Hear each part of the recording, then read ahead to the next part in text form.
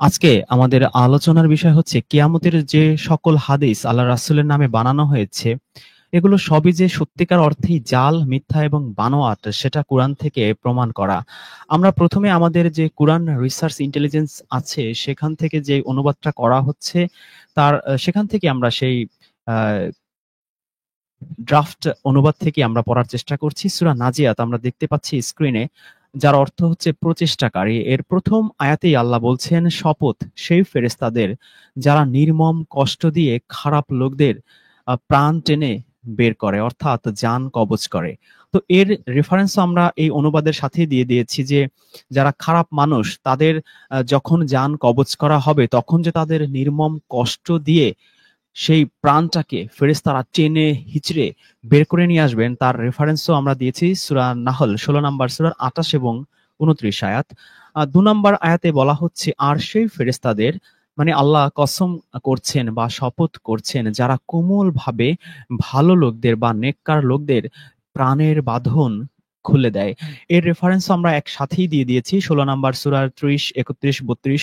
আমরা ম্যাক্সিমাম অনুবাদেই যে সমস্ত আয়াতগুলো রেফারেন্স প্রয়োজন আছে সেগুলো আমরা সেই অনুবাদেই দিয়ে দিয়েছি। আবার কিছু, কিছু অর্থ আমরা যেগুলো প্রচলিত ধারার চেয়ে একটু ডিফারেন্ট, সেগুলো কেন নেয়া হলো তার পক্ষেও আমরা যথেষ্ট রেফারেন্স দিয়ে আমাদের অনুবাদটা করার চেষ্টা করেছি।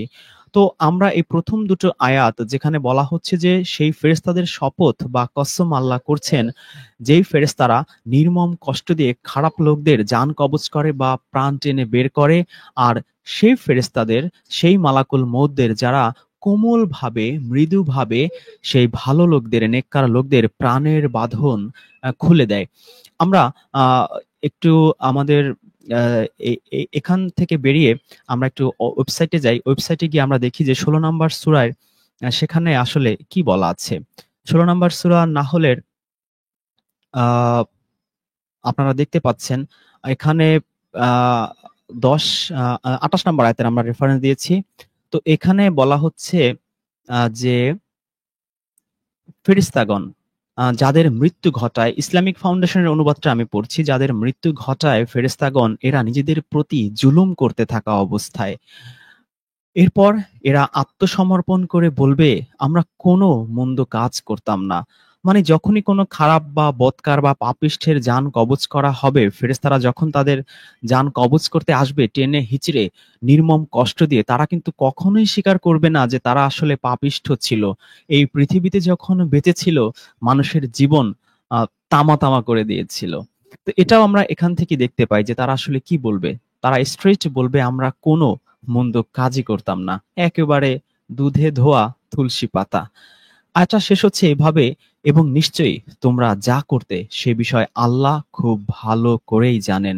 মানে আল্লাহ যে আসলেই জানেন সেটা ফেরেশতারা আবারও তাকে মনে করিয়ে দিচ্ছে। ২৯ নম্বর আয়াতে বলা হচ্ছে, সুতরাং এখন স্থায়ীভাবে জাহান্নাম বাসের জন্য তার দরজা দিয়ে প্রবেশ করো। অহংকারীদের এর ঠিকানা কতই না নিকৃষ্ট। তো এই যে এখানে আমরা দেখতে পাচ্ছি মৃত্যুর সময় তাকে বলে দেয়া হচ্ছে জাহান্নাম থেকে দিয়ে জাহান্নামের বাসের জন্য দরজা দিয়ে প্রবেশ করো। আসলে এটা নিয়ে আমরা দীর্ঘদিন আলোচনা করেছি আমাদের চ্যানেলে। এটা ফেরেশতারা জাস্ট মৃত্যুর সময় বলে, কিন্তু প্রসেসটা এর পরে থাকে। সেই প্রসেসের হাসরের মাঠের কথা আমরা জানি।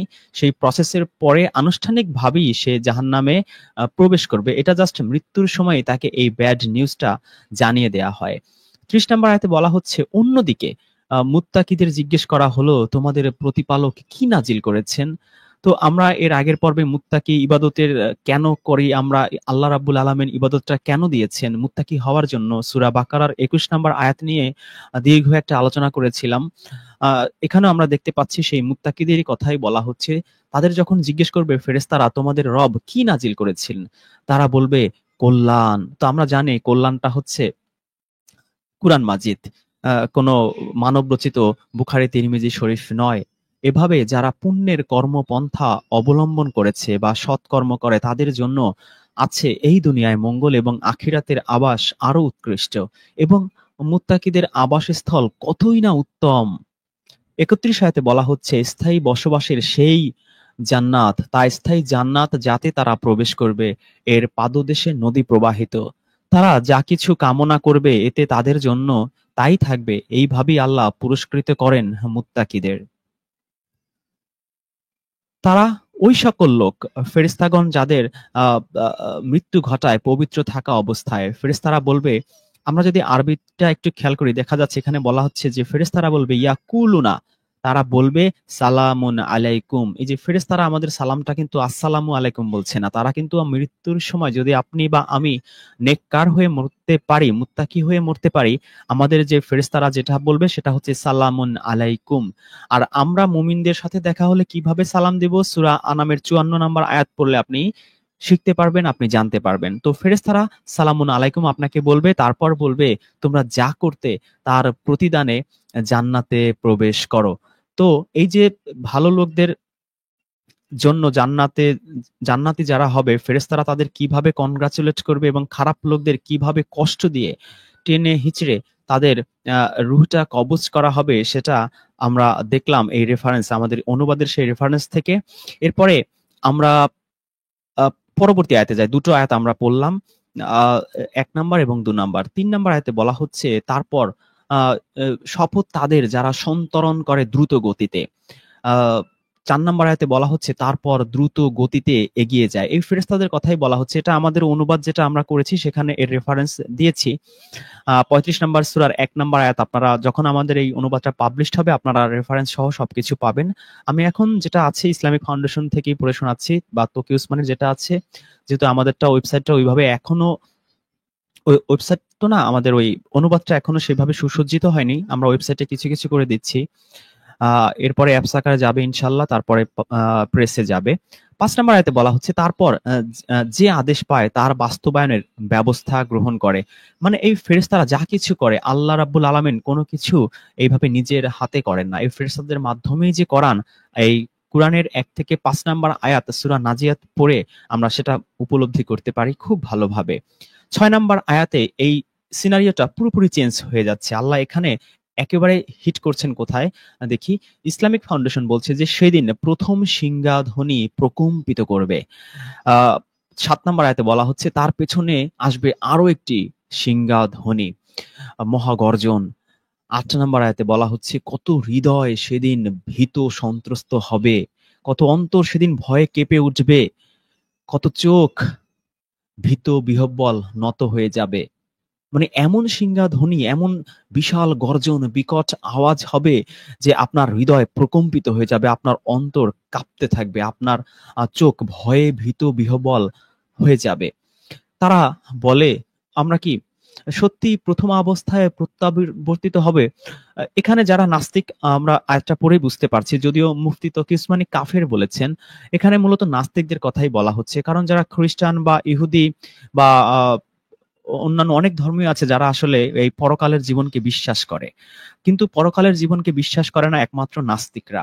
তো তাদেরকেই বলা হচ্ছে যে তারা কি বলবে সেটা আল্লাহ রাব্বুল আলামিন এখানে কোট করছেন, যে আমরা কি সত্যিই প্রথম অবস্থায় প্রত্যাবর্তিত হব? এই যে কুরআনে আল্লাহ অসংখ্য বার বলেছেন যে তোমাদেরকে আবার যেরকম ছিলে সেইভাবে তোমাদের আমি সৃষ্টি করব পুনরায়, সেটা কি তারা চ্যালেঞ্জ ছুড়ে দিচ্ছে। ১১ নম্বর আয়াতে বলা হচ্ছে, যখন আমরা পচা গলা হাড্ডি হয়ে যাব তখনও? মানে একেবারে স্ট্রেট আমরা মরে পচে, নাস্তিকরা যেভাবে বলে আর কি, আমরা মরে পচে গলে হাড্ডি হয়ে যাব, তারপরও আল্লাহ আমাদের সেই হাড্ডি থেকে নতুন করে সৃষ্টি করবে। How is it possible? তো আল্লাহ তাদের সেই কথাটা এখানে কোট করে আরো একটু এগিয়ে বলছেন যে তারা বলে, তাই যদি হয় তবে এ হবে সর্বনাশা প্রত্যাবর্তন।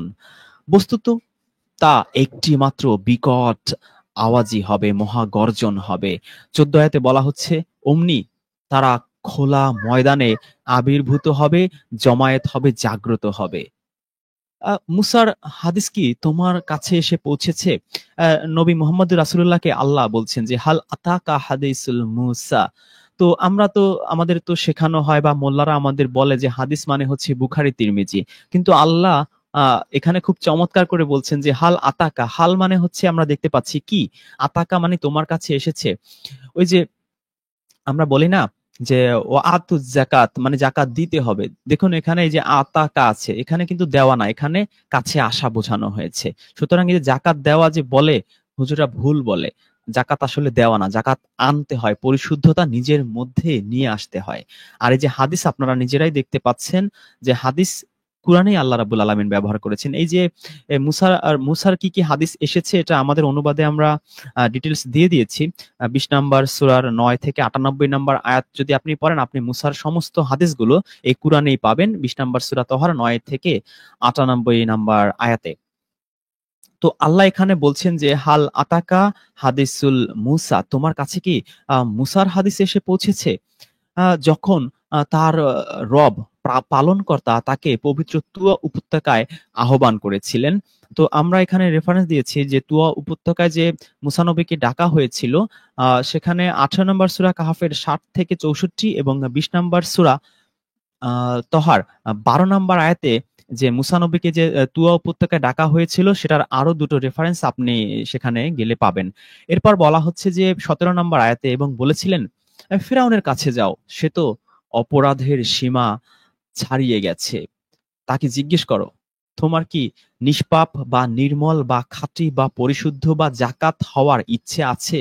এই ১৮ নম্বর আয়াতে আপনি এই জাকাত এর রুটওয়ার্ড এই যে তা জাক্কা আপনি দেখতে পাচ্ছেন যে ফাকুল, অতঃপর বলো হাল কি আছে, লাকা তোমার আগ্রহ, ইলাইয়া প্রতি ব্র্যাকেটে এর দেয়া আছে আন তাজাক্কা, তো তুমি কি তাজাক্কা বা জাকাত হবে বা পরিশুদ্ধ হবে বা খাঁটি হবে বা নিষ্পাপ হবে, আপনি এর অনেক সমার্থক শব্দ বের করতে পারবেন। তো আল্লাহ রাব্বুল আলামিন মুসাকে ফিরআউনের কাছে পাঠাচ্ছেন, কি বলতে পাঠাচ্ছেন যে মুসা নবী ফেরাউনকে গিয়ে বলবে তোমার কি জাকাত হওয়ার কোনো ইচ্ছে আছে, তোমার কি পরিশুদ্ধ হওয়ার কোনো ইচ্ছে আছে?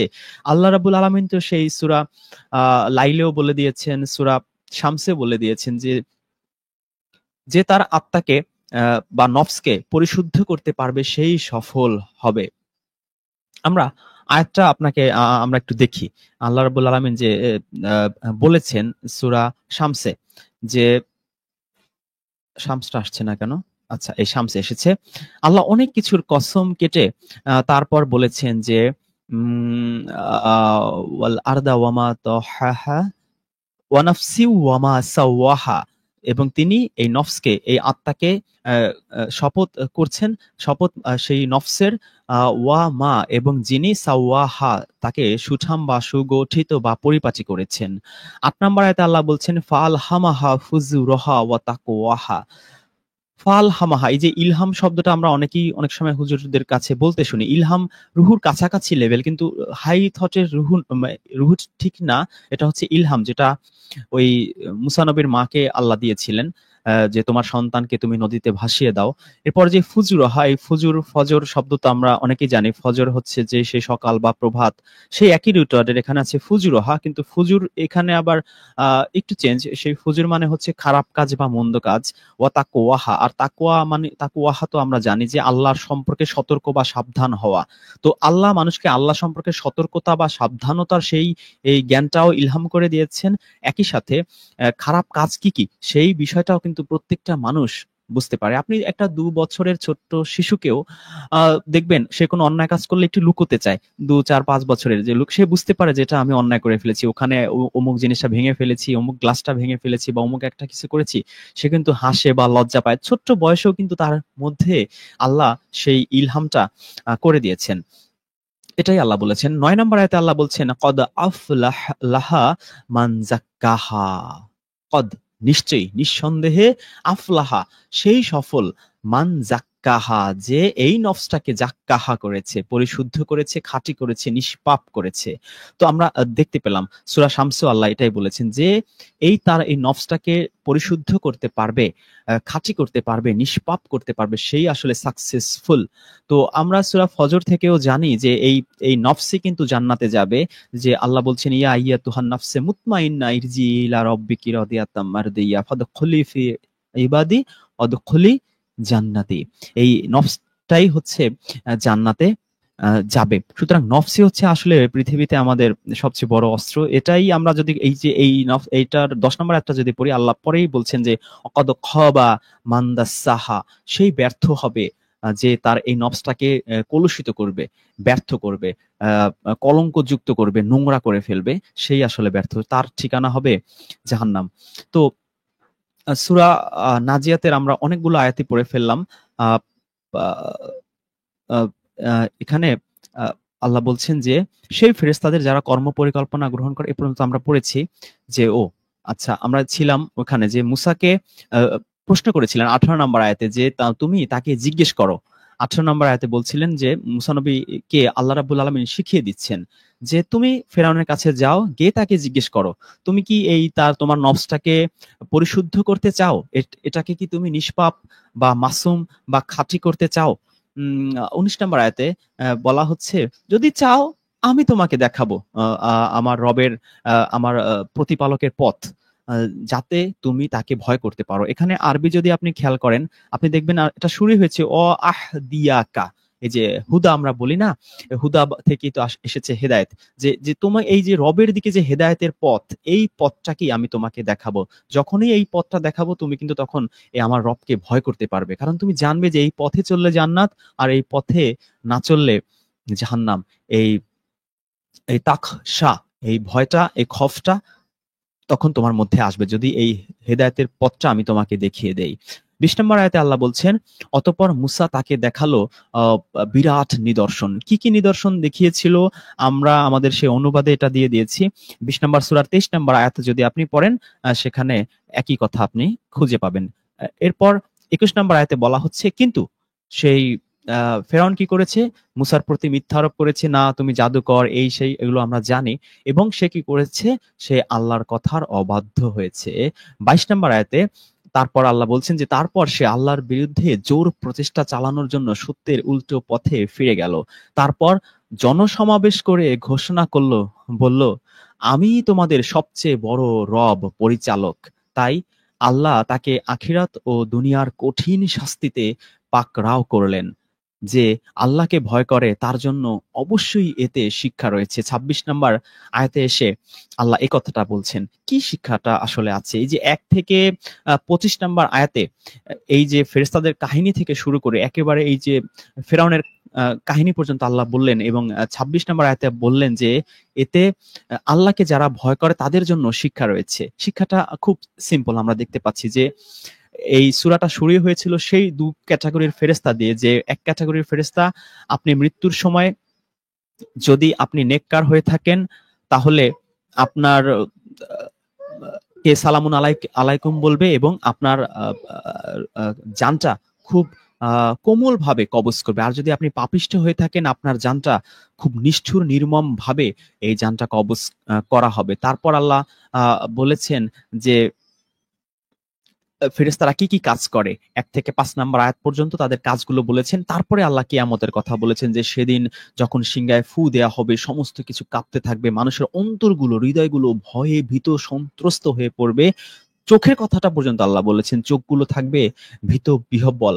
এরপর নাস্তিকদের কথা বলেছেন যে নাস্তিকরা বলেছিল যে আমাদেরকে সত্যি কি আগের অবস্থায় ফিরিয়ে নেওয়া হবে, যখন আমরা একেবারে পচে গলে হাড় হয়ে যাব? তাহলে তো এটা খুব সর্বনাশা একটা প্রত্যাবর্তন হবে। তারপর আল্লাহ বলেছেন যে খোলা ময়দানে সবাইকে সমবেত করা হবে। এরপর 15 নম্বর আয়াতে আল্লাহ রাব্বুল আলামিন হুট করে একেবারে প্র্যাকটিক্যাল বাস্তব একটা এক্সাম্পলে চলে গিয়েছেন মুসার কথা বলে, যে হালাতাকা হাদিসুল মুসা, তোমার কাছে কি মুসার হাদিস এসে পৌঁছেছে? তো মুসার হাদিসটা কি ছিল?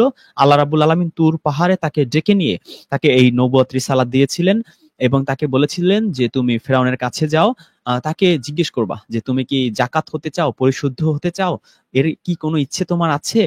তাহলে আমি তোমাকে হেদায়েতের পথ দেখাবো। তারপর মুসা তাকে মুজিজা দিয়ে দেখিয়েছিল, কিন্তু ফেরাউন সেটা শোনেনি, উল্টো কাজ করেছে এবং নিজেকে অনেক অহংকার করেছে, নিজেকে বলেছে আমি সবচেয়ে বড় পরিচালক। তারপর আল্লাহ আখিরাত ও দুনিয়ার কঠিন শাস্তিতে তাকে পাকড়া করলেন। এরপরই আল্লাহ 25 নম্বর আয়াতে বলছেন যে 26 নম্বর আয়াতে যে যে আল্লাহকে ভয় করে তার জন্য অবশ্যই এতে শিক্ষা রয়েছে। শিক্ষাটা কি? প্রত্যেকটা মানুষের কাছেই এভাবে মুসা আসবে বা কোনো না কোনো নেককার বা কোনো ভালো মানুষ কেউ না কেউ তার লাইফে আসবেই, এসে তাকে বলবে যে ভাই ভালো হয়ে যান। হয় আপনার বাবা বা চাচা বা স্কুলের টিচার বা মাদ্রাসার হুজুর বা এনিবডি ক্যান বি, কেউ না কেউ আপনার লাইফে ঠিকই আসবে, আপনাকে বলবে ভাই ভালো হয়ে যান, ভালো কাজ করেন, ভালো পথে চলেন, জান্নাতে যাইতে পারবেন। খারাপ কাজ করবেন, মানুষের উপর জুলুম করবেন, হারাম ইনকাম করবেন, আপনি জাহান্নামে যাবেন। এই মেসেজটা প্রত্যেকটা মানুষের লাইফে আপনি চোখ বন্ধ করলে আপনি নিজেই চিন্তা করে বের করতে পারবেন যে আপনার লাইফেও কেউ না কেউ এই মেসেজটা 1-2 বার নয়, শত শতবারই আপনাকে দিয়েছে। কিন্তু কি হয়, এই মেসেজ পেয়ে আমরা মুসা নবীর মতো আল্লাহর পথেও চলতে পারি, ফিরআউনের পথও উল্টো পথেও চলতে পারি। এটাই আল্লাহ বলেছেন যে যারা আল্লাহকে ভয় করে না তাদের জন্য এই গল্পটার মধ্যেই দারুণ শিক্ষা রয়েছে, যে আমরা প্রত্যেকেই হয় মুসা হতে পারি, না হয় ফেরাউন হতে পারি। হয় মুসার মতো আল্লাহর খাঁটি বান্দা হব, আল্লাহ যা বলবে তাই মেনে চলবো, জান্নাতের পথে চলবো, অথবা ফেরাউনের মতো আল্লাহর বাণী মেনে চলবো না, জাহান্নামের পথে চলবো, পাপের পথে চলতেই থাকবো।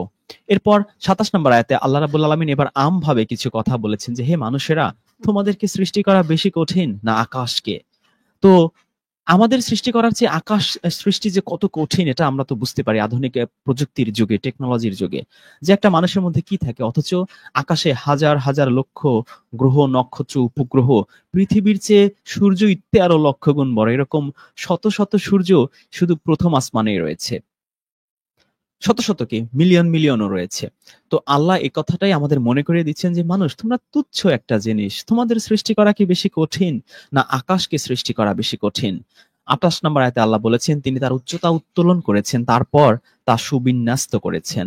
২৯ আয়াতে আল্লাহ বলছেন তিনি রাতকে অন্ধকারাচ্ছন্ন করেছেন এবং তার দিনের আলো প্রকাশ করেছেন, এবং তারপর পৃথিবীকে বিস্তৃত করেছেন, তা থেকে তার পানি ও তৃণ বের করেছেন, এবং পর্বত সমূহকে তিনি মজবুত ভাবে বসিয়ে দিয়েছেন তোমাদের নিজেদের ও তোমাদের পশুদের ভোগের জন্য।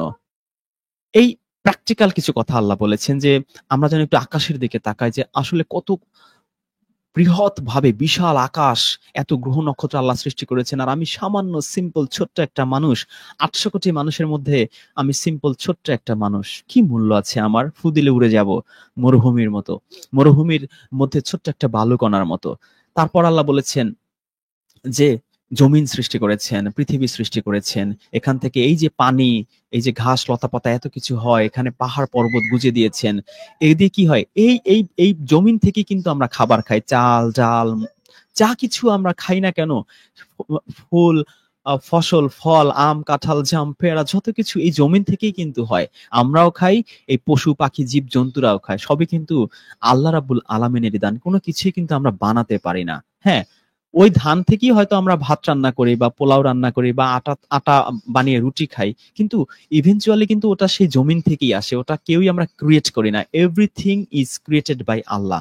সেই বেসিক জিনিসটাতে আল্লাহ রাব্বুল আলামিন এখানে ফোকাস করেছেন যে মানুষেরা, তোমরা যারা বেঁচে আছো আর যে জীবজন্তু পশু পাখি আছে, সবার খাবার কিন্তু আমি এই জমিন থেকেই বানাই। আর ওই প্রথমে বলল তোমাদের সৃষ্টি করা বেশি কঠিন না আকাশকে? সেই আকাশে যে সূর্য আছে, সূর্যের আলোটা যদি না থাকে না, এই কিছুই আর উৎপন্ন হবে না। সবকিছুই আসলে আল্লাহ রাব্বুল আলামিনের উপর ডিপেন্ডেন্ট। পৃথিবীর একটা প্রাণীরও বেঁচে থাকা সম্ভব না যদি শুধু আল্লাহ সূর্যটা কি নিয়ে চলে যান বা এটাকে ধ্বংস করে দেন। তো এই বেসিক জিনিসটা বলে ৩৪ নম্বর আয়াতে আল্লাহ বলছেন যে অতঃপর যখন মহা বিপর্যয় ঘটবে, ঠিক ৬ নম্বর আয়াতে যেভাবে শুরু হয়েছিল একটা বিকট আওয়াজ হবে, এই ৩৪ নম্বর আয়াতে আল্লাহ রাব্বুল আলামিন আবার সেই পয়েন্টে চলে এসেছেন যে এক মহা বিপর্যয়, মহা সংকট, ভীষণ দুর্বিপাক আসবে, যেদিন মানুষ তার যাবতীয় কৃতকর্ম স্মরণ করবে, যে হায় আমি পৃথিবীতে যা যা করছি এগুলো সব তার মনে পড়ে যাবে। যত ভালো কাজ করেছে সূরা জিলজাল পড়ে আমরা জেনেছি ফামাইয়ামাল মিসকালা যাররাতিন শাররা ইয়ারা খায়রা ইয়ারা, মানে একেবারে শাররা ইয়ারাও আপনি দেখতে পাবেন, খয়রা ইয়ারাও আপনি দেখতে পাবেন, যে ভালো কাজগুলো বিন্দু বিন্দু অনুপরিমাণ সেটাও আপনার চোখ এড়াবে না, মনে পড়বে সবকিছু, everything will be focused on your আইস। এখানে আল্লাহ বলছেন যে সবকিছু তোমরা স্মরণ করবে, তোমাদের মনে থাকবে। এখানে জিকির শব্দটা আছে আর কি, হ্যাঁ, ইয়াতা জাক্কারু। ৩৬ আয়াতে আল্লাহ বলছেন এবং প্রত্যেক দর্শকদের জন্য জাহান্নাম প্রকাশ করা হবে, জাহান্নামকে সবাই তখন দেখতে পাবে, এটা সামনে নিয়ে আসা হবে। তখন যে ব্যক্তি অবাধ্যতা করেছিল, সীমা লঙ্ঘন করেছিল, আহ আহ, যে ব্যক্তি অবাধ্যতা করেছিল, সীমা লঙ্ঘন করেছিল, আহ, আচ্ছা একটু পিছনে চলে যাচ্ছে কেন, আসছে, এবং দুনিয়ার জীবনকে প্রাধান্য দিয়েছিল। আমরা ম্যাক্সিমাম মানুষই এই কাজটা করি, আমরা আল্লাহর তো অবাধ্যতা করি, আল্লাহর আদেশ নিষেধ কিছুই থোড়াই কেয়ার করি, কিছুই মেনে চলি না। কেন করি না? ৩৮ নম্বর আয়াতে একেবারে সাইকোলজিক্যালি প্র্যাকটিক্যালি আল্লাহ বুঝিয়ে দিচ্ছেন কারণটা কি। এর মূল কারণটা হচ্ছে আমরা এই দুনিয়ার জীবনটাকে আখিরাতের চেয়ে বেশি প্রাধান্য দেই। দুনিয়ার জীবনটা কি মনে করি এটাই সুখ স্বাচ্ছন্দ্যের জায়গা, আখিরাতকে একেবারে ভুলে যাই।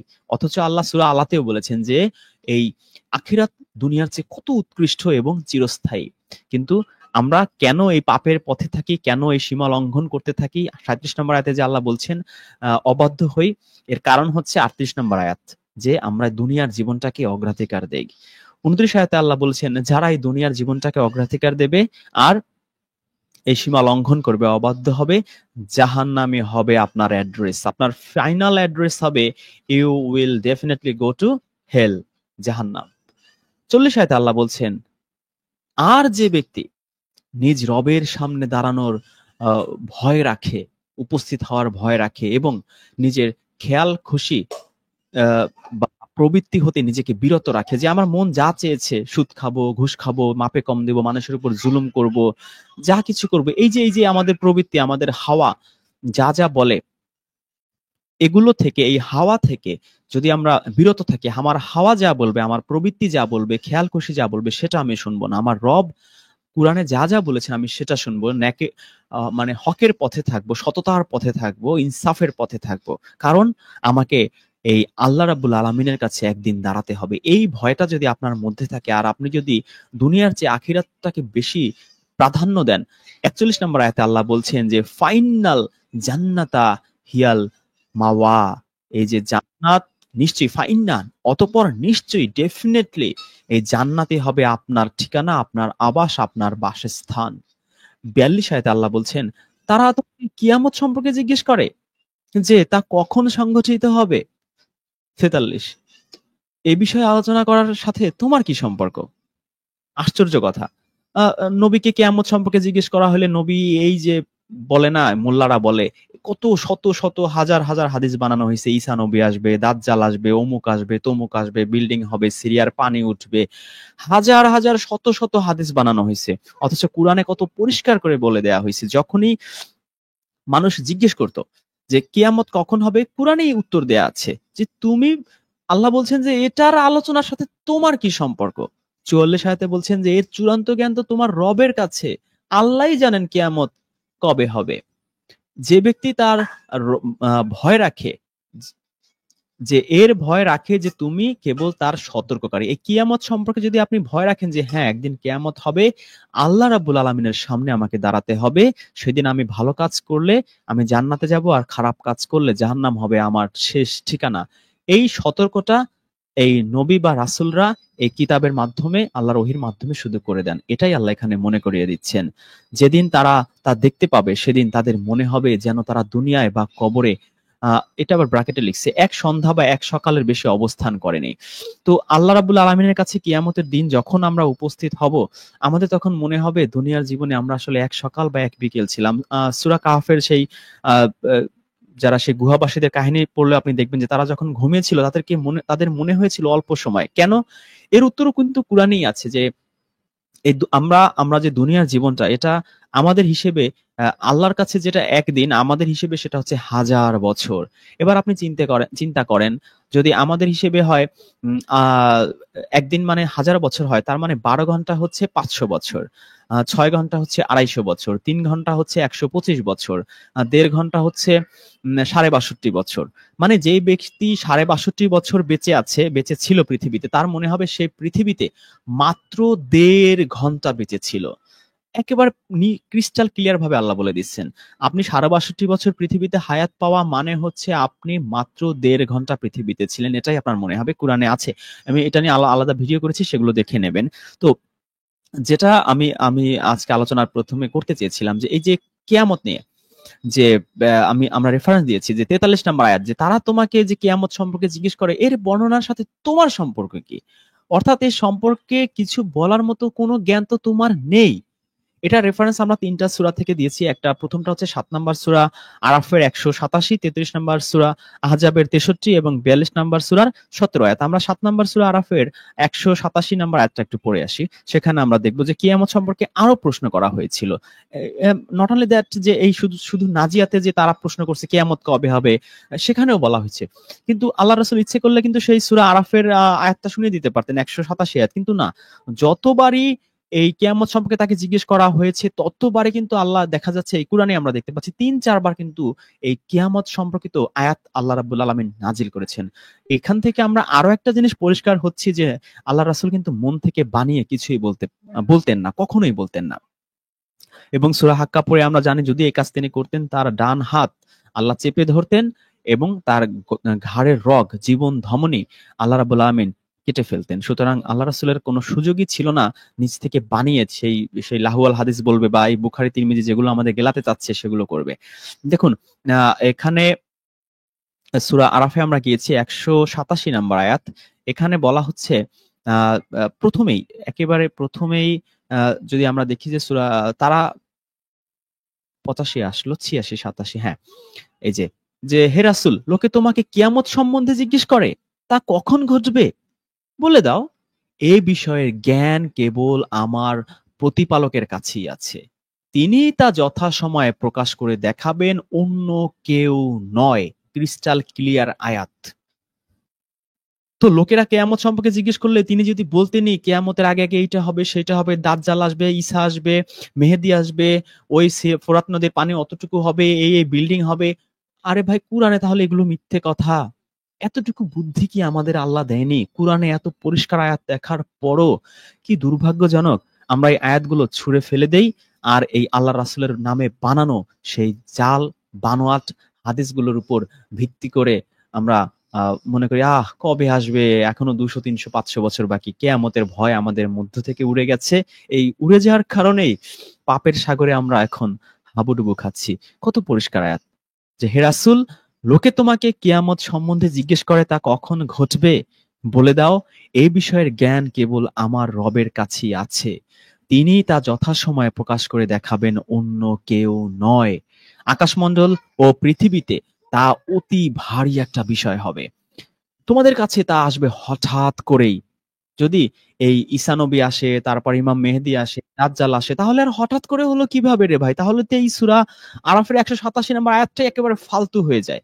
এর কোনো দামই থাকে না দুআনার, যদি হঠাৎ করেই আসে। তারা তোমাকে এমন ভাবে জিজ্ঞেস করে যেন তুমি তা সম্পূর্ণরূপে জেনে রেখেছো। মানে কি, কিয়ামতের কি কি আলামত, কি হবে, এটার পর কি হবে, ওটার পর কি হবে, এটা এটা স্টেপ বাই স্টেপ যেভাবে এই যে লাহুয়াল হাদিসের মধ্যে বলা আছে না, সেটাই তো হচ্ছে। তারা তোমাকে এমন ভাবে জিজ্ঞেস করে যেন তুমি তা সম্পূর্ণরূপে জেনে রেখেছো। বলে দাও, তার জ্ঞান কেবল কেবল অনলি ওয়ান আল্লাহর কাছেই রয়েছে। কিন্তু অধিকাংশ মানুষ এ বিষয়ে জানেন না। ঠিকই তো, ২০০ কোটি মুসলিমের ১৯৯ কোটি, আরো আমি কি বলবো, ৯৯.৯৯% বলা যায়। কারণ সবাই তো হয় শিয়া হাদিস মানে, না হলে সুন্নি হাদিস মানে। সুতরাং এই কোরআনের আয়াত তো এরা থোড়াই কেয়ার করে। এজন্য আল্লাহ বলছেন যে অধিকাংশ মানুষই এ বিষয়ে জানে না। কত চমৎকার একটা আয়াত। এরপরে আমরা যাব ৩৩ নাম্বার সূরা আহজাবের ৬৩ নাম্বার আয়াতে। ৩৩ নাম্বার সূরা আহজাবের ৬৩ নাম্বার আয়াতে আল্লাহ বলছেন, ৬৪, আচ্ছা, ৬৩, হ্যাঁ পেয়েছি। লোকে তোমাকে কিয়ামত সম্পর্কে জিজ্ঞেস করে, বলে দাও, এর জ্ঞান কেবল আল্লাহর কাছেই আছে। ইয়া আইয়ুহান নবী, হে নবী। আচ্ছা, একে চলে গেল কারণ ওয়েবসাইটটা খুবই ডিস্টার্ব। আচ্ছা, ইয়াস আলুকা আন নাসু, তোমাকে প্রশ্ন করছে, ইয়াস আলুকান নাসু, মানুষ তোমাকে প্রশ্ন করছে, আনি সম্পর্কে, আনিস সামাআতি, কিয়ামত সম্পর্কে, কুল বলো, ইন্নামা কেবল, ইল মুহা, ইল মানে তো আমরা সবাই জানি, ইল মানে হচ্ছে এলেম, জ্ঞান, তার জ্ঞান, ইন্দা কাছে, আল্লাহু তার জ্ঞান আছে, কেবল, ইন্নামা কেবলমাত্র, শুধুমাত্র আল্লাহর কাছে, অমা ইউদরিকা এবং কিসে তোমাকে জানাবে, লা আল্লাহ সাআতা, লাআল্লাহ মানে হচ্ছে সম্ভবত, সাআতা এই কিয়ামত তাকুনু কারীব। কারীব মানে সেদিনও আমরা আলোচনা করেছিলাম। কারীব মানে হচ্ছে কাছে, নিকটে।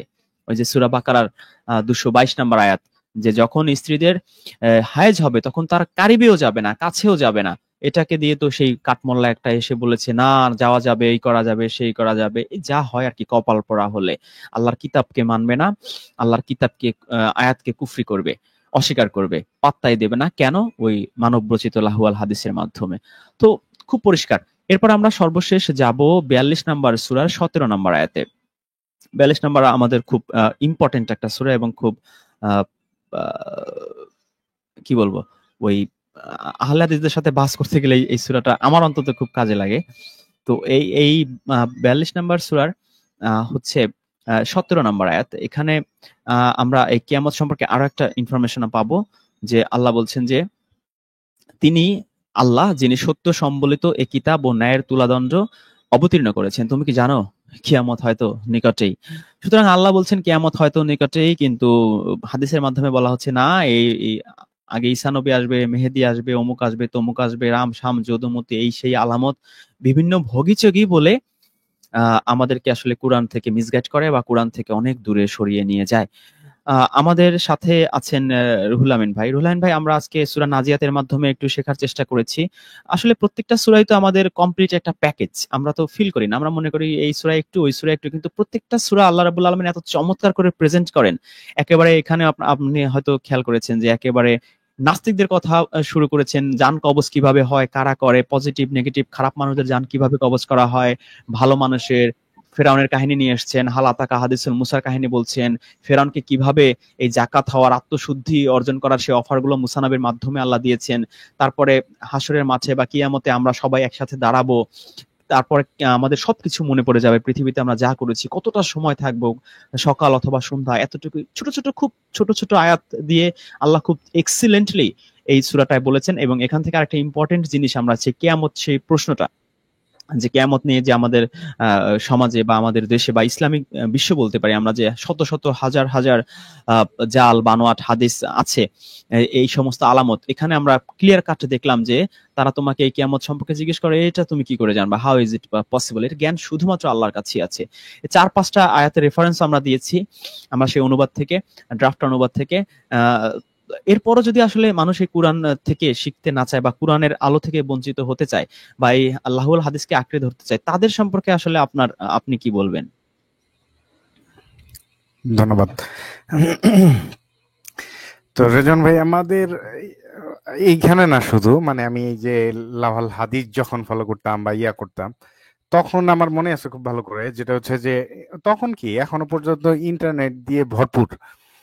কিয়ামত কবে হবে, কিয়ামতের আলামত কি কি, বড় বড় আলামত কি কি, বড় বড় বিল্ডিং হইতেছে, এটা কিয়ামতের আলামত। তারপর হচ্ছে দাজ্জাল আসবে, তারপরে দাব্বাতুল আরদ বেরোবে, তারপর হচ্ছে মানুষ এইটা মানে কত রকম যে আলামত আছে ভাই, এটা আসলে বলে শেষ করা যাবে না হয়তো। তো এই আলামত গুলো দিয়ে আজকে কিয়ামতকে জাস্টিফাই করার চেষ্টা করা হয়, যে কিয়ামত আসতেছে, এই আলামত গুলো দেখলে বের হবে। ও, আরেকটা তো বড় আলামত আছে, সেটা হচ্ছে ফুরাত নদীতে স্বর্ণের পাহাড় বের হবে। তো এগুলো দিয়ে হচ্ছে যে এক শ্রেণীর মানুষ আছে, যেমন যারা হচ্ছে প্রচুর ইউটিউবিং করতেছে, হ্যাঁ, তাদের ইউটিউবিং এর মূল কয়েকটা জিনিসই হচ্ছে দাজ্জাল, কিয়ামত কবে হবে, কিয়ামতের আলামত, এখন কি কি দেখা গেছে, এই টাইপের জিনিসগুলো নিয়ে, যেটার আসলে কোরআন কোনোভাবে সমর্থনই করে না এবং কোরআন কোনোভাবে সাপোর্টই করে না। আজকে আপনি যে সুন্দর করে জিনিসগুলো দেখাই দিলেন, এগুলো আসলে যদি তাদের চোখের সামনে, মানে যে যারা এই ধরনের হাদিসগুলো বলে বা যারা এই ধরনের ভিডিওগুলো করে বা ইমামরা কথা বলে, তো উনাদেরকেও যদি এটা দেখানো হয়, ঠিক আছে, তারপরেও কিন্তু তারা ওই জায়গা থেকে সরে আসবে বলে আমার কাছে মনে হয় না। তো আসলে যারা জ্ঞান নিতে চায় কোরআন থেকে, তাদের জন্য আজকের এই ইয়াটা, সেশনটা অনেক গুরুত্বপূর্ণ, এবং কি আজকে থেকে তারা হয়তো বা কিয়ামতের আলামত ব্যাপারটা ভুলে যাবে, আশা করি ইনশাআল্লাহ।